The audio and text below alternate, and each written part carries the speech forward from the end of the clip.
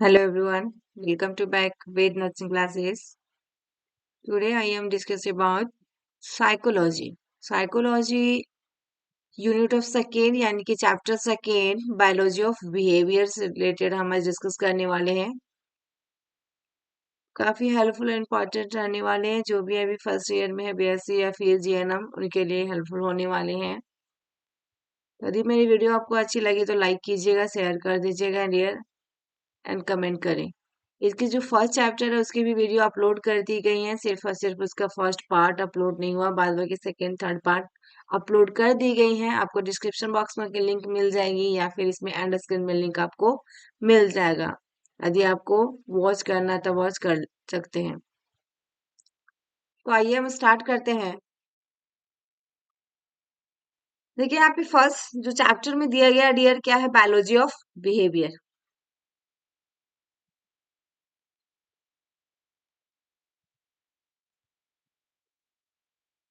है ना।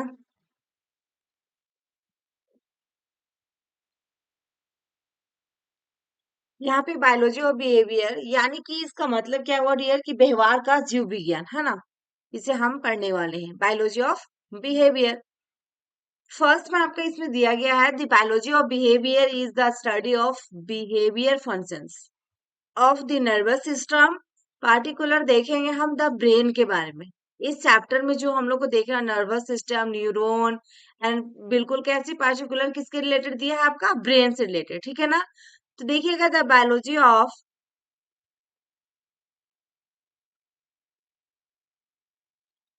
ठीक है, biology of behaviour is the study of behaviour functions of the nervous system, particularly the brain, यानी कि व्यवहार का जीव विज्ञान तंत्रिका तंत्र, है ना। विशेष रूप से मस्तिष्क के व्यवहार संबंधी कार्यों का अध्ययन है।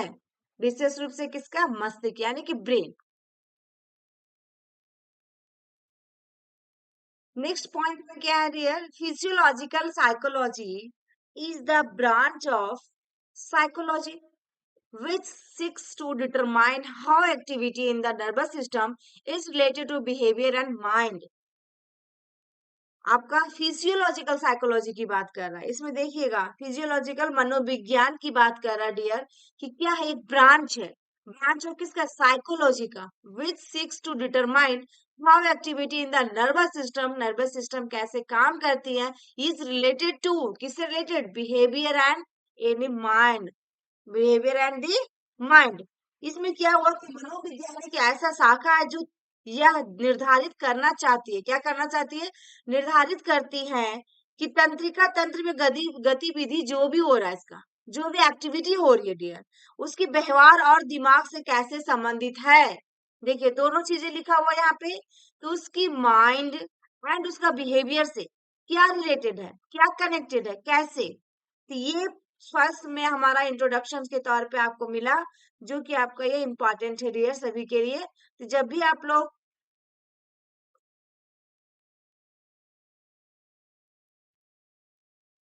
many aspects of human behavior and mental functions cannot be fully understood without some knowledge of the underlying biological process। देखिएगा many aspect of human behaviour यानी कि अलग अलग जो पहलू पहलू रहेंगे किसका, ह्यूमन बिहेवियर का। एंड मेंटल फंक्शनिंग, मेंटली से रिलेटेड हम देख रहे हैं। And can not be fully understood without some knowledge of the underlying biological processes, यानी कि मानव व्यवहार और मानसिक कामकाज के कई पहलुओं को अंतर्निहित जैविक प्रक्रियाओं के कुछ ज्ञान के बिना पूरी तरह से नहीं समझा जा सकता। क्या है कि can not be fully understood without some knowledge of the underlying biological process. जो भी हमारा मानव की बिहेवियर, ह्यूमन बिहेवियर है डियर, एंड आपका मेंटल फंक्शनिंग है, इसको हम बिना समझे हम क्या कर सकते हैं, बिना जाने या बिना पूरी तरह से किए नहीं समझ सकते हैं। Fully understood without some knowledge of the underlying biological process, इसको समझना मुश्किल है। मेन एस्पेक्ट ऑफ पहलू, main aspect of human behaviour and mental functioning के। जब तक आपके पास मानव व्यवहार और मानसिक कामकाज के कई पहलू को अंत निहित जैविक प्रक्रियाओं के कुछ ज्ञान के बिना पूरी तरह से समझा नहीं जा सकता है। ये चीजें यहाँ पे है दिया गया है जो आपका। नेक्स्ट में हमारा क्या है देखेंगे कि our nervous system, sense organ, muscles and glands enable us to be aware of and just to our environment. यानी कि सेंस ऑर्गन, हम लोग 5 सेंस ऑर्गन पढ़ चुके हैं ऑलरेडी। इसमें से ये बता रहा है कि आवर नर्वस सिस्टम, हमारा जो नर्वस सिस्टम है dear, sense organ, muscles and glands, जो भी है मसल्स आपके glands, enable to aware and just to our environment. हमारा ये बताया इसमें कि हमारा तंत्रिका जो भी है, तंत्र, इंद्रियां, हमारा वही सेंस ऑर्गन है, मांसपेशियों और ग्रंथियां हमें अपने पर्यावरण के बारे में जागरूक होने और समायोजित करने में सक्षम बनाती है। यानी कि देखिए वो अपने इन्वायरमेंट में करेगी। ये चीज यहाँ पे बता रहा है कि एडजस्ट करना होगा उसी इन्वायरमेंट में आपको, एडजस्ट टू आवर एनवायरमेंट, उसी इन्वायरमेंट में आपको अपने इन्वायरमेंट में एडजस्ट करना होगा। ये कौन करेंगे? हमारा नर्वस सिस्टम, क्योंकि हमारा ब्रेन तुरंत काम करता है। जब कोई भी चीज गर्म चीज को हम छूते हैं, टच करते हैं डियर, तो क्या तुरंत हमारा दिमाग काम करता नहीं है, गर्म है ना, उसको नहीं छूना है। तो ये होती है।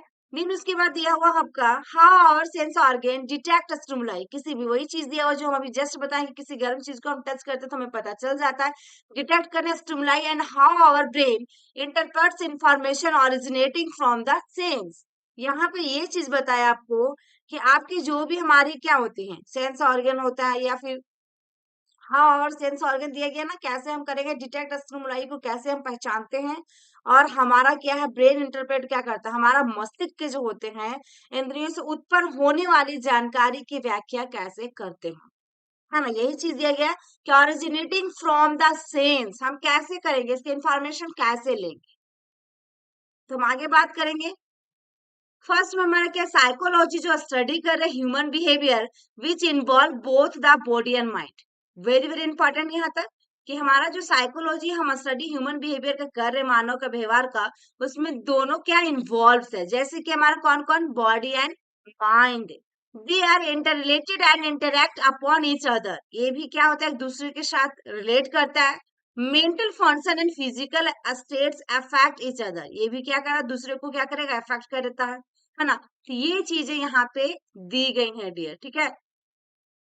नेक्स्ट हमारा क्या, body and mind are two aspect of the living dynamic and adjusting personality. देखिएगा सबसे पहले टू एस्पेक्ट, इसको ध्यान देना। हमारा ये दोनों क्या है, बॉडी एंड माइंड, दो तरह के पहलू हैं, अलग अलग पहलू है आपका। इसमें कौन कौन से हैं, एक बॉडी है एक माइंड है। अब बॉडी और माइंड के बारे में यहाँ पे थोड़ा सा बताया है कि ये होता क्या है, ठीक है ना। बॉडी हम कैसे समझेंगे, माइंड कैसे समझेंगे, क्या उसमें आपको राइट डाउन करना होगा। सबसे पहले हमारा माइंड, यहाँ पे दिया गया mind. Mind is regarded as a function of the body, it does not exist apart from the body. हमारा माइंड जो हो रहा है, ये क्या कर रहा है यहाँ पे, mind is the regarded as a functions, है ना। फंक्शंस के मतलब काम करना, वही होता है आपका, काम से रिलेटेड बता रहा है इसमें। It does not exist apart from the body. यहाँ से देखेंगे डियर, जो कि आपका शरीर और मन दोनों है, जो जीवन के दो पहलू जो है आपका, शरीर बॉडी या फिर आपका क्या बताया इसमें एक में, माइंड मन, है ना। ये दो पहलू जो है गतिशील एवं समाज योजनिक व्यक्तित्व मन को शरीर का एक कार्य माना जाता है। देखिएगा शरीर, शरीर से अलग इसका कोई अस्तित्व नहीं। Mind is regarded as a function of the body, कार्य माना जाता है। It does not exist apart from the body, यानी कि ये बॉडी से अलग इसका कोई भी अस्तित्व नहीं है। किसका, माइंड का। It is the sum total of various mental process, यहाँ पे बताया डियर। अब it is a sum total of various mental processes such as, देखिएगा क्या है इसमें, ऑब्जर्व करना, नोइंग ये जानना, थिंकिंग, रीजनिंग, फीलिंग, इमेजिंग, आपका रिमेम्बरिंग, जस्ट देखिएगा जजिंग जज करना, ये सारे इसमें पॉइंट है। जब भी हम माइंड के बारे में 2 मार्क्स में एग्जाम में आते हैं या फिर हम माइंड से रिलेटेड हम राइट डाउन करते हैं तो हमें ये सारे लिखना होगा डियर। इसमें क्या है हमारा ऑब्जर्व करना है, नोइंग आप जानते कैसे हैं, क्या जानते कितना जानते हैं, थिंकिंग आपकी किस क्या है, रीजनिंग यानी कि फीलिंग्स, इमेजिंग, रिमेम्बर, जजिंग, है ना। ये सारे पॉइंट को आपको माइंड के अंदर में लिखना होगा। नेक्स्ट में क्या है, माइंड आल्सो ग्रो करता है just as the body grow. हमारा जैसे बॉडी ग्रो करेगा वैसे क्या माइंड भी ग्रो कर रहा है। देखिएगा यहाँ पे body is represented by physical status and body function. Body is represented by, किसे रिप्रेजेंट कर रहा है, physical states and body functions. हमारा शरीर का प्रतिनिधित्व शारीरिक अवस्थाओं और शारीरिक क्रियाओं द्वारा किया जाता है। फिजिकल स्टेट यानी कि शारीरिक क्रिया एंड बॉडी फंक्शंस, इनके द्वारा क्या किया जाता है, किया जाता है। ठीक है, आवर नर्वस सिस्टम, बॉडी के अंदर में ये पॉइंट फर्स्ट होगा आपका बॉडी के अंदर में। ठीक है,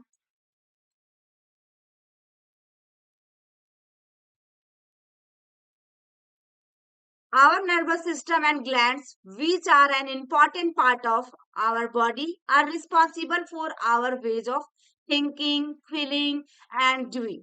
यहाँ पे ये बताया कि जो भी हमारा नर्वस सिस्टम यानी कि जो तंत्रिका तंत्र है डियर हमारा, और ग्रंथियां, our nervous system and gland का मतलब ग्रंथि होता है। ठीक है, जो हमारे शरीर का एक महत्वपूर्ण हिस्सा है, which are an important part of our body, एक हमारा महत्वपूर्ण हिस्सा है और हमारे सोचने, महसूस करने और कोई भी चीज को करने के तौर तरीके का क्या है, ये जिम्मेदार है।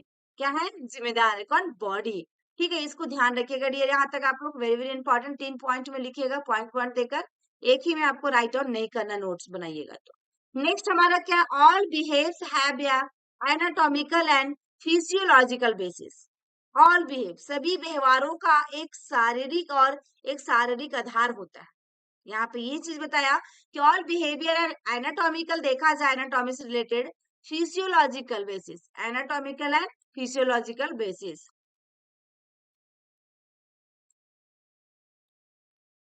यहाँ पे all behaviour have an anatomical and physiological basis हम लोग ने देखा इसमें कि ये क्या है हमारा, anatomical and physiological basis. Physiological structures, body fluids, chemicals, and mechanical events all influences both our overt behavior and our feelings and experience। अब यहाँ पे क्या बताया कि जो हमारा क्या है, फिजियोलॉजिकल स्ट्रक्चर्स, ठीक है, शारीरिक जो हमारे संरचनाएं हैं, स्ट्रक्चर्स का मतलब संरचना होता है, body fluids, chemical and mechanical events, यानी कि शरीर के तरल पदार्थ, रसायन और अंतरिका घटनाएं सभी हमारे प्रत्यक्ष व्यवहार और हमारी भावनाओं और अनुभवों दोनों को क्या करता है, प्रभावित करता है। देखिएगा इसमें बॉडी फ्लूइड्स, देखिए इसमें है all behaviour have an anatomical and physiological basis. Physiological structures, body fluids, chemicals and mechanical events all जो influences रहेगा both our overt body and our feelings and experience। ठीक है, यहाँ तक हो गया ये चीजें दिए। यानी कि इसमें ये बताया कि हमारे शारीरिक की जो संरचना है, फिजियोलॉजिकल स्ट्रक्चर्स जो है, ये क्या है, बॉडी फ्लूइड्स, रसायन और अंतरिका घटनाएं सभी हमारे प्रत्यक्ष व्यवहार, ठीक है ना, प्रत्यक्ष व्यवहार और हमारी भावनाओं और अनुभवों दोनों को क्या करते हैं, प्रभावित करते हैं। हमारे भावनाओं और अनुभव, जो भी हमारा क्या है, हमारा behaviour and our feelings and experience, इसको क्या करते हैं, प्रभावित करते हैं। ठीक है, ये चीजें इस पॉइंट में दिया गया है। नेक्स्ट हमारा क्या, आवर मेंटल फंक्शंस, लाइक देखिएगा कौन कौन से रहेंगे, लाइक में आपका स्ट्रॉन्ग फीलिंग, ठीक है, ओके, इमोशंस, एटीट्यूड, मोटिव्स। ठीक है, यहाँ पे थोड़ा देखिएगा डियर, इंपॉर्टेंट है, ये सबको ध्यान रखना होगा आपको। देन थिंकिंग,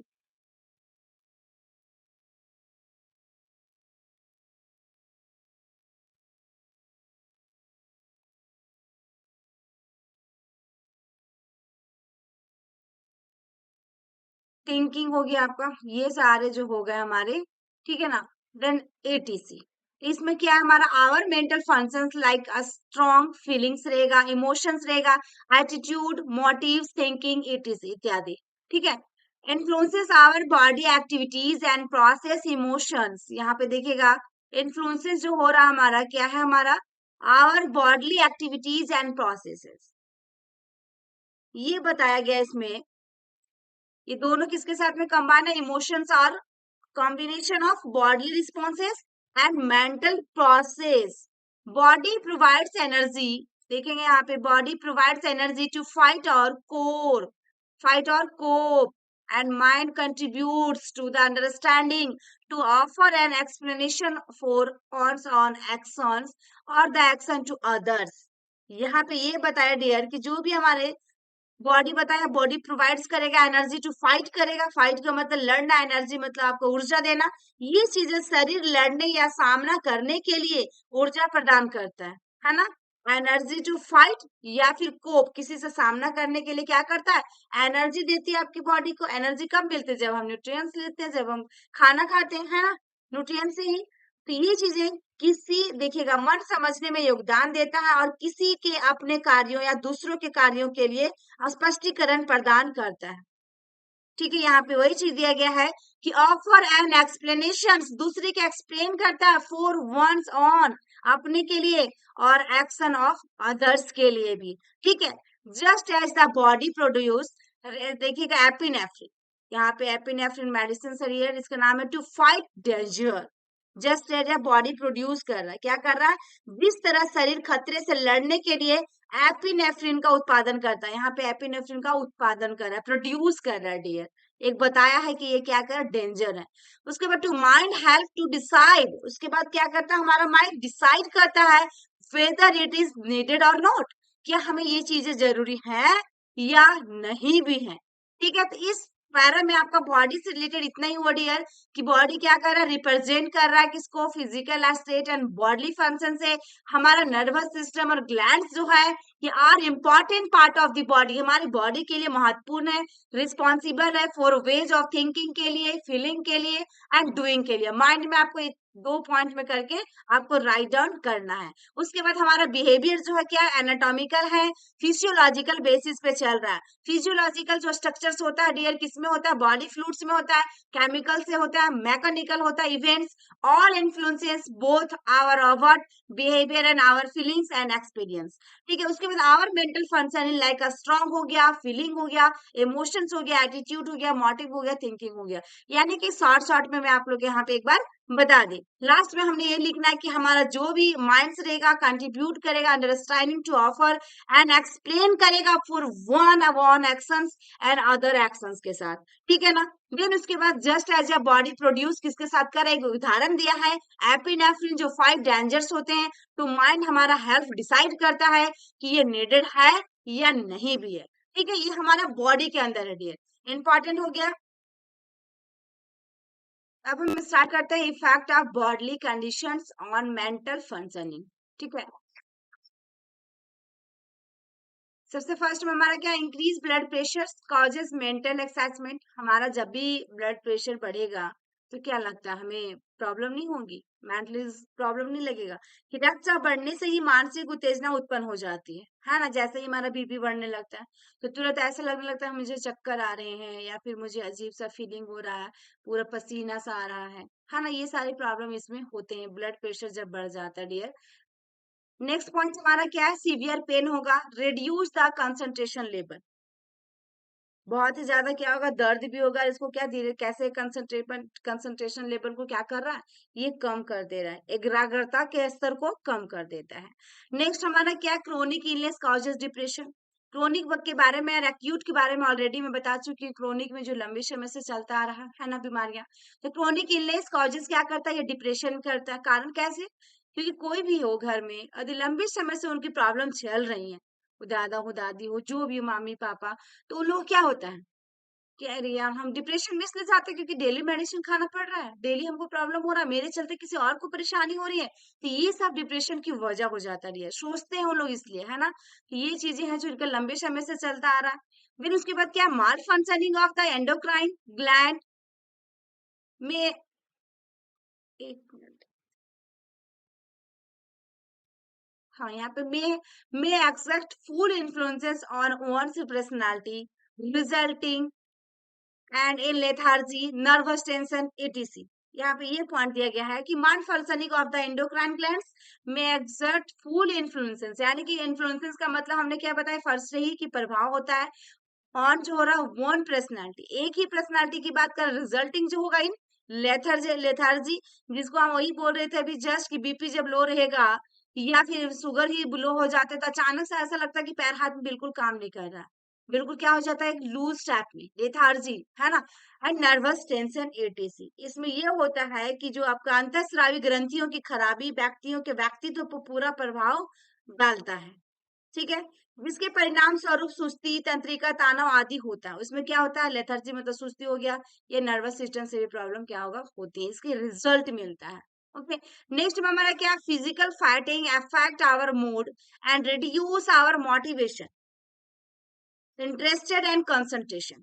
फिजिकल फैटिक, जो भी हम काम कर रहे हैं डियर शारीरिक तत्व से जिसे हम फैटिक जो थकावट, अफेक्ट आवर मूड, है ना, किसमें मूड पे इफेक्ट पड़ रहा है, और क्या कर रहा है रिड्यूस आवर मोटिवेशन, यानी कि हमारे जो भी है प्रेरणा रुचि एकाग्रता को क्या करता है कम कर देता है, मोटिवेशन हो गया, इंटरेस्ट हो गया, कंसंट्रेशन हो गया, ये सबको क्या कर रहा है रिड्यूस कर रहा है डियर, कम कर देता है, ठीक है। तो ये हमारी पॉइंट किसके अंदर में हुआ कि बॉडली कंडीशन जो हो रहा है और मेंटल फंक्शनिंग, बॉडी कंडीशन हमारा किसके ऊपर मेंटल फंक्शनिंग के ऊपर क्या काम कर रही है। नेक्स्ट पॉइंट में हमारा क्या है देखेंगे, brain injury affect many psychological function, हमारा जब भी ब्रेन इंजुरी हो जाते हैं तो किसमें मेनी साइकोलॉजिकल फंक्शंस को अफेक्ट करता है, जो भी हमारा साइकोलॉजिकल फंक्शन जो काम कर रहा है हमारा ब्रेन उसमें क्या अफेक्ट करेगा, प्रभाव डालेगा। At the same time well developed brain leads to the development of better intellectual functioning. At the same time well develop brain, हमारा उसी टाइम ब्रेन क्या करेगा लिड्स करेगा किसके साथ, जो डेवलप हो रहा है विकसित हो रहा है ऑफ बेटर इंटेलेक्चुअल फंक्शनिंग, ठीक है। तो ये पॉइंट यहाँ पे इंपॉर्टेंट है, यहाँ पे क्या mental condition on bodily functioning. First में हमने देखा कि bodily condition and mental functioning. First point में आपका दिया गया unpleasant emotions like fear anger and worry, causes क्या होगा इरिटेबिलिटी, इंसोम्निया, हेडेक होगा। अनप्लीजेंट,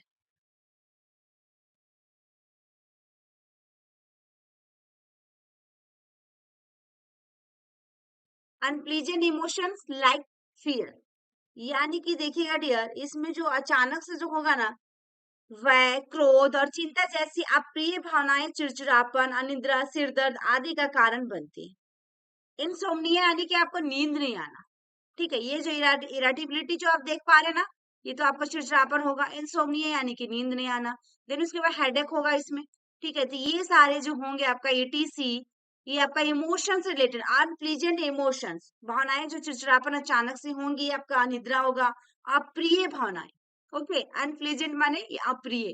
नेक्स्ट में आपका क्या मेंटल प्रोसेस आर, देखिएगा इंटीमेटली कनेक्टेड टू ब्रेन और कॉर्टिकल प्रोसेस, मेंटल प्रोसेस जो हो रहे हैं किसके साथ इंटीमेट कर रहा है कनेक्टेड टू ब्रेन और कॉर्टिकल प्रोसेस, ये जो मानसिक प्रक्रियाएं चैन से गहराई से क्या होती है जुड़ी होती है, इंटीमेटली कनेक्टेड टू ब्रेन और कॉर्टिकल प्रोसेस। एग्जाम्पल जैसे कि देखेंगे डियर इसमें depression effect, thinking and memory, ये तीन आपका एग्जाम्पल इसमें दिया गया है, ठीक है। नेक्स्ट हम बात करेंगे emotions conflicts are responsible for peptic ulcer and आपका अल्सरेटिव कोलाइटिस, यहाँ पर इमोशनल कॉन्फ्लिक्ट कर रहा है डियर, जैसे कि आपका अल्सर्स हो गया, अल्सरेटिव कोलाइटिस आदि क्रूड क्लाइन गहरी सोच और एकाग्रता का कारण हो सकता है इमोशनल कॉन्फ्लिक्ट्स। तो नेक्स्ट पॉइंट में क्या रहा हमारा deep thinking and concentration can causes physical strain. And next में आपका क्या देखिएगा फ्रांज एलेंस्टेन के द्वारा जो दिया गया dear repressed feeling of hostility and aggression are expressed through the nervous system and causes hypertension and cardiac disease। यहाँ से आपको इसमें राइट डाउन करना डियर, फीलिंग से लेकर feeling of hostility, aggressions are expressed through the nervous system, causes किसका कारण बन रहा है ये आपका हाइपरटेंशन एंड आपका कार्डिक डिजीज यानी कि हार्ट से related. Feeling of hostility and aggressions and expressed through the nervous system and causes hypertension and cardiac disease का ये कारण बन रहा है। रिप्रेस्ड की बात करेंगे अब। Repressed feelings of dependency, wish to receive love, affect parasympathetic nervous system, resulting in gastrointestinal disorder और respiratory disorder। यहाँ पे ये बता दिया repressed, यहाँ पे repressed feeling से related बात था, यहाँ पे repressed feeling of dependency, इसमें फीलिंग ऑफ हॉस्टिलिटी, दोनों का पॉइंट अलग अलग बन रहा है। एग्रेशन, यहाँ पे dependency, wish to receive love, इसमें क्या क्या रिसीव करेगा, लव। अफेक्ट करेगा किसमें, आपका parasympathetic nervous system, resulting in gastrointestinal disorder और रेस्पिरेटरी डिसऑर्डर। इसमें रिजल्ट क्या मिल रहा है, इसमें आपका नर्वस सिस्टम के अंदर क्या था डियर, आपका हाइपरटेंशन एंड कार्डियक डिजीज, और जस्ट इसके आपके पास क्या है, रिप्रेस फीलिंग डिपेंडेंसी के अंदर में आपका गैस्ट्रोइंटेस्टाइनल डिसऑर्डर और रेस्पिरेटरी डिसऑर्डर। नेक्स्ट पॉइंट में हमारा क्या है, unconscious motivation and conflict gives rises to many physical complain and neurotic disorder like conversion disorder. यानी कि देखिए डियर, सभी में आपका अलग अलग कुछ ऐसा पॉइंट है, अलग अलग डिजीज है। यहाँ पे अनकॉन्शियस मोटिवेशन की बात कर रहा है, कॉन्फ्लिक्ट का बात कर रहा है, देन फिजिकल कंप्लेन की बात कर रहा है, और आपका न्यूरोटिक डिसऑर्डर, न्यूरॉन से रिलेटेड डिसऑर्डर जो बता रहा, कौन सा डिसऑर्डर है, कन्वर्जन डिसऑर्डर है। तो ये सारे जो पॉइंट मिला डियर, जिसमें से हमारा कुछ ना कुछ डिजीजेस एग्जाम्पल के तौर पे दिया गया है। तो ये पॉइंट हमारा किसके अंदर रहा, mental condition on bodily functioning, ठीक है। Genetics and behaviour, heredity and environment. Heredity point को हम आज डिस्कस करेंगे इसमें आगे। तो देखिएगा, heredity is considered as the sum total of inborn individual traits biologically. It has been defined as the sum total of traits potentially present in the fertilized ovum. यहाँ पे ये बताया डियर कि heredity consider sum total of inborn individual traits, यानी कि देखिएगा अनुवांशिकता को जन्मजात व्यक्तिगत लक्षणों का कुल योग, यानी कि sum total of inborn individual traits biologically देखा जाए, it has been defined as the sum total of traits potentially present in the, आपको किसमें, फर्टिलाइज ओवम। यहाँ पे वेरी वेरी इंपॉर्टेंट है, देखिएगा जैविक रूप से इसे निषेचित डिंब में संभावित रूप से मौजूद लक्षणों का कुल योग के रूप में परिभाषित किया जाता है, किसमें, बायोलॉजिकली, यानी कि जैविक रूप से डियर। तो देखिए दोनों अलग अलग दिया है कि हेरिडेटरी जो कंसीडर कर रहे हैं हम लोग, the total sum of inborn individual traits, जो आपका जन्मजात व्यक्तिगत लक्षणों का कुल योग माना जाता है। जन्मजात, जन्मजात की बात किया है, बायोलॉजिकली से रिलेटेड आपका डिफाइंड किया कि the sum total of traits potentially present in the fertilize ovum. तो वेरी वेरी इंपॉर्टेंट, यहाँ पे देख लीजिएगा इसकी डेफिनेशन जो भी है आपका, यहाँ तक तो आपको राइट डाउन करना होगा।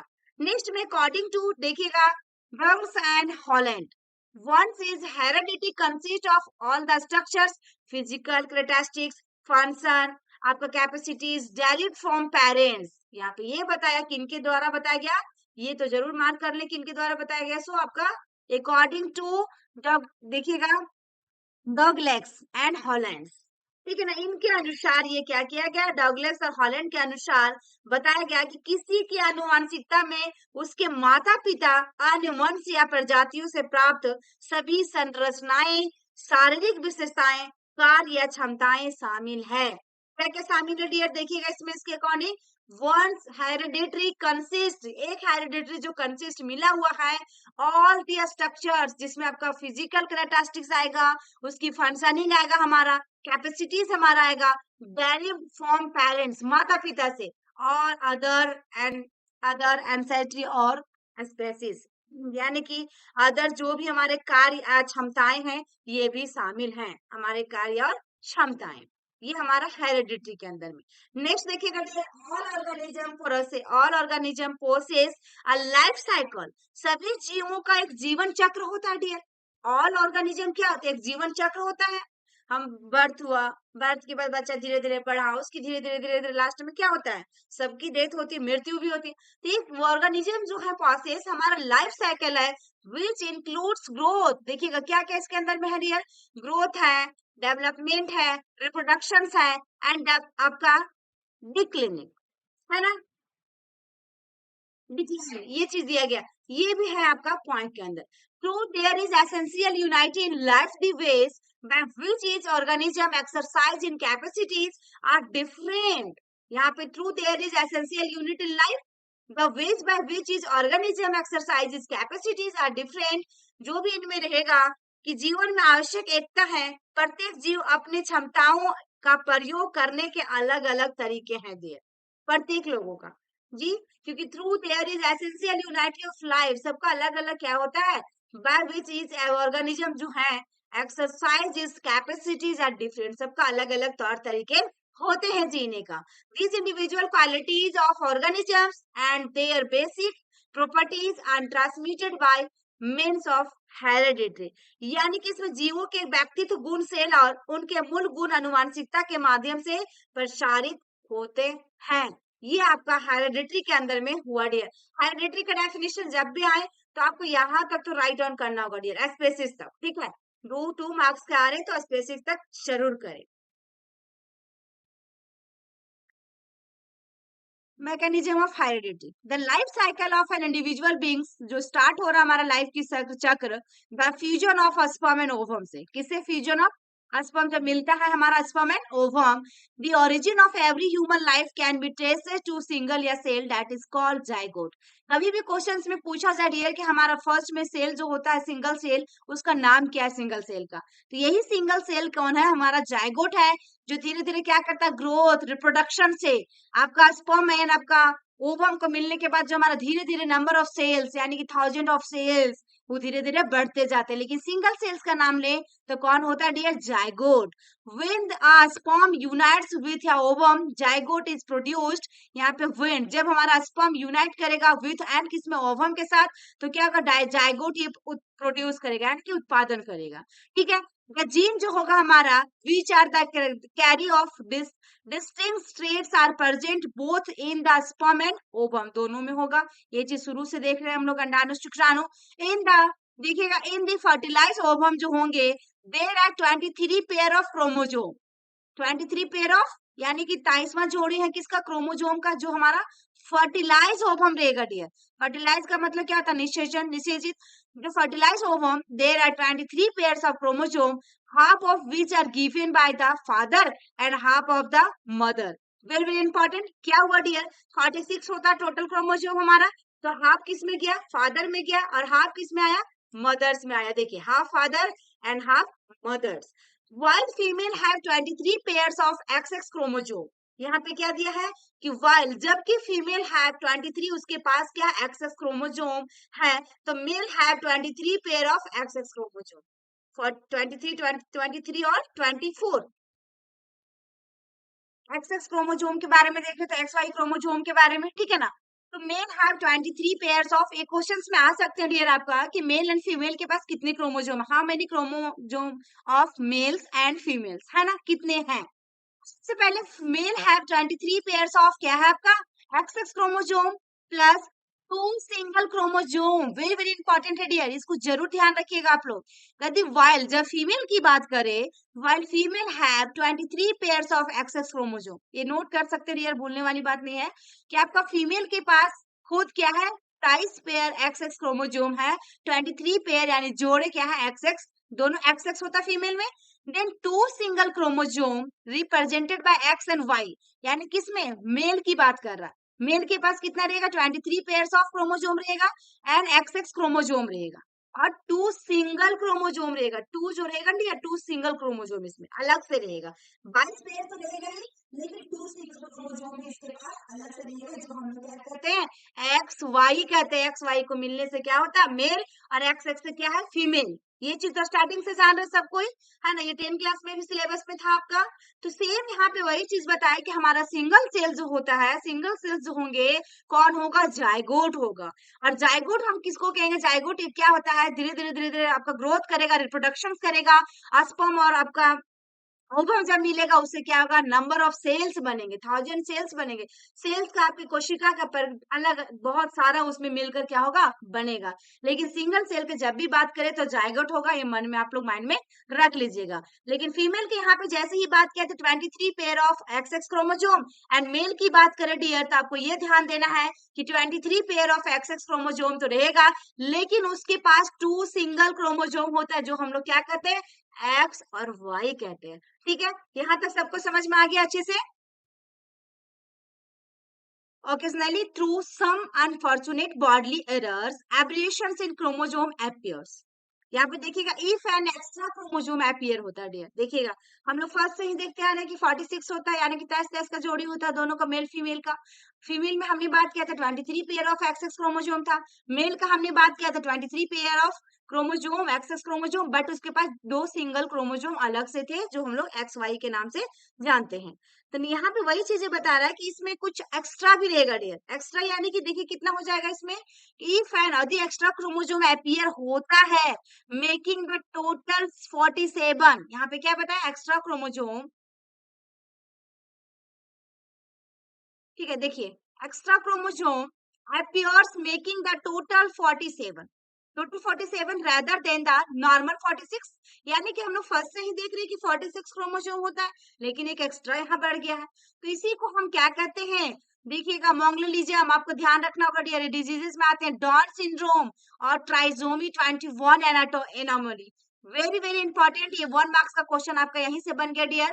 जब भी आप गवर्नमेंट का प्रिपरेशन करें या फिर आपके एग्जाम अभी होने वाले हैं, उसमें भी आपका 1 मार्क्स में आएगा कि डाउन सिंड्रोम और ट्राइसोमी 21 तो दोनों सेम ही है, लेकिन हमारा कैसे होता है। तो इसमें सबसे पहली बात ये बताया कि 40 आपका 46 से क्या हो गया, एक्स्ट्रा क्रोमोसोम इसमें आ रहे, अपीयर हो रहे, 47 हो रहा है, रेदर देन की 46 के अपेक्षा में 47 हो रहा है, तो हमारा प्रॉब्लम तो आएगा। जब किसी भी चीज की बढ़ोतरी हो जाएगी, बढ़ जाएंगी, तो उसमें तो दिक्कत आएंगी। सेम यहाँ पे वही है जिसको हम लोग क्या कहते हैं, डाउन सिंड्रोम कहते हैं, ये डिजीजेस हैं, एंड ट्राइसोमी 21 के नाम से हम जानते हैं। रिजल्ट मिलेगा उसको, ठीक है ना। अ चाइल्ड विल, देखिएगा Mongolism suffer from declaration of growth during the perinatal period। देखिएगा डियर, ये चीजें बताया यहाँ पे कि चाइल्ड जो है आपका, जो बच्चा रहेगा विथ मोंगोलिज्म सफर किसके साथ में कर रहा, फ्रॉम डिक्लेरेशंस ऑफ ग्रोथ, यानी कि कब, प्रीनेटल पीरियड। प्रीनेटल किसको कहते हैं, आप लोग को पता है किसी को, प्रीनेटल एंटीनेटल, ये सब पढ़े होंगे ना, एंटीनेटल इंटरनेटल पोस्टनेटल पढ़े हैं कि नहीं पढ़े। तो प्रीनेटल का मतलब है डियर कि pre maturity baby, pre mature baby, यानी कि 37 वीक से पहले पहले जिनका बर्थ हो जाता है बच्चा का, उसको हम प्रीनेटल प्री मैच्योरिटी बोलते हैं, कि समय से पहले उसका बच्चा हो गया। ये चीज तो सुने होंगे, 37 सप्ताह से पहले जो होता है इसको हम प्रीनेटल या प्री मैच्योरिटी बेबी हम कहते हैं। उसे आप लिख सकते हैं dear, for 37 weeks, before 37 weeks, ठीक है। Which result is a highly complex, ये जो रिजल्ट देता है डियर, बिल्कुल इसकी जटिलता होती है, बहुत ही ज्यादा हाईली कॉम्प्लेक्स रहता है। फिर मल्टी डायमेंशनल डिसऑर्डर रहेगा, in which every organ is involve, in which every organ, हमारी बॉडी का जितने भी ऑर्गन है सभी क्या रहेंगे इसमें, इन्वॉल्व हो जाएंगे। तो ये हमारा इसीलिए बोला गया कि यदि 47 क्रोमोसोम हो जाते हैं तो उसके साथ क्या होता है, बहुत सारी प्रॉब्लम देखने को मिलता है। व्हेन क्रोमोसोम, जब क्रोमोसोम स्टडी करते हैं अंडर द मैक्रोस्कोप, जब हम मैक्रोस्कोप के अंदर स्टडी करेंगे डियर, तो इसमें क्या मिलेगा, bands of marking appears represent an entire, that is called gene. Gene हम लोग सुने हैं, क्या है इसमें कि हम जब भी क्रोमोसोम का स्टडी करेंगे, मैक्रोस्कोप में स्टडी करेंगे, तो इसमें बैंड्स ऑफ आपका मार्किंग किया जाता है, क्या अपीयर जो रहता है, रिप्रेजेंट, एंड जो भी आपका entity that is called gene जो रहेगा, उसको क्या किया जाएगा, उसमें एक बैंड्स ऑफ मार्किंग, एक मार्किंग टाइप में अपीयर किया जाता है, जिसको रिप्रेजेंट किए जाते हैं किस